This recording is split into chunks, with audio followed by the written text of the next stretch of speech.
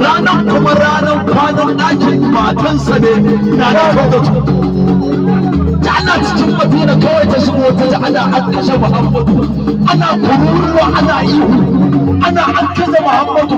Ta fito ta ce kai kullum wani Muhammadu, kawai sai ya fito ya ce Saudatu da su ni ne ta jiya nake tare da can kuma ni ne addinin ya ce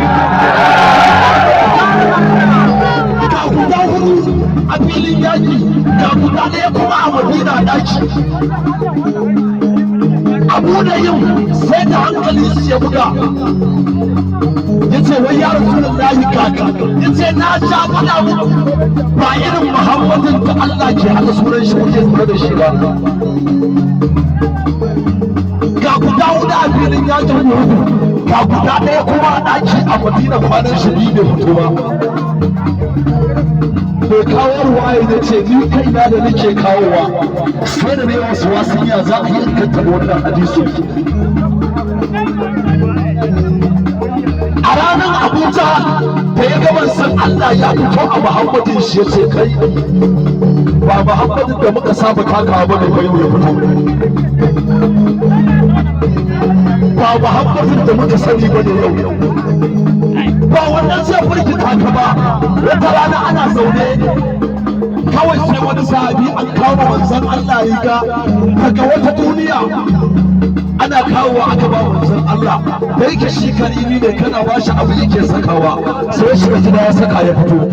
Yana fitowa ko wani sahabi ya ce ya Rasulullahi kai kyau. Kawai wani sahabi ya matsa kusa da shi ya ce ya Rasulullahi ina riƙon rigar nan. Annabi Muhammad ya ce shi kenan bukatar ka, ya ce kawai sai aka ya tashi gida. Kowane sahabi sai kama tun wannan haushin wannan sahabu. Manzon Allah na fitowa sai fito da ita a cikin wata jaka, ya ce ungo, ya ce masa ingo. Haka Annabi Muhammad ya ce masa ungo, iya karba. Yana ɗauke ce ya Rasulullahi na gode. Sai na Abubakar na hararin shi, Umar na jin haushin shi, ya ce sai ku ni ne gaba. Murati na tuka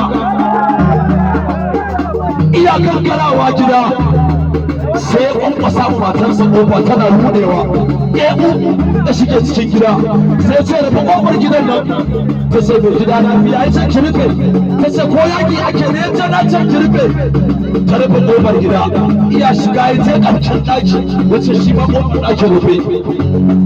Ta ce turka shi, suna shiga in zauna ila da biyu a gaban wannan jakan ya bude, ya ce kin gani tun ran da kika ji an ce na mutu wannan rigar shi za a rufe da shi. Bai ƙara kwana 5 a duniya ba ya rasu.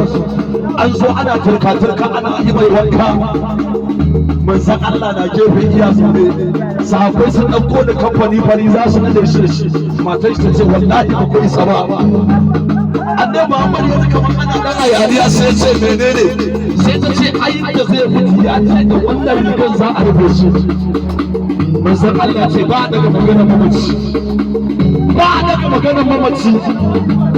Aka ɗauko wannan rigar ta Annabi Muhammad aka saka masa. Namijin naka yau aka raka shi da zikiri har cikin kabari, wannan ya toshe nan, wannan ya toshe nan. Iya shiga kamar bayan minti 3 sai mala'iku suka zo su biyu. Ɗaya ɗan tashe shi a hankali, ranka shi ne. Sai iyawai ko ya ce me kake tashi na? Sai ce mata so ai marar buka. Ya ce wani irin rainin wayo ne za ka yi mana ka? Ya ce ni, ya ce to shi kenan sunan ubangijin da ka tambaye sunan shi Allah. Sai ya kauce ya ce a ci gaba da huta a lafiya. Ɗayan mala'ikan na matsowa sai ce malam mannabi ka sai ta kankare na wayo ga rigar shi nan a jikina. Allahumma salli ala sayyidina Muhammad al-Fatih.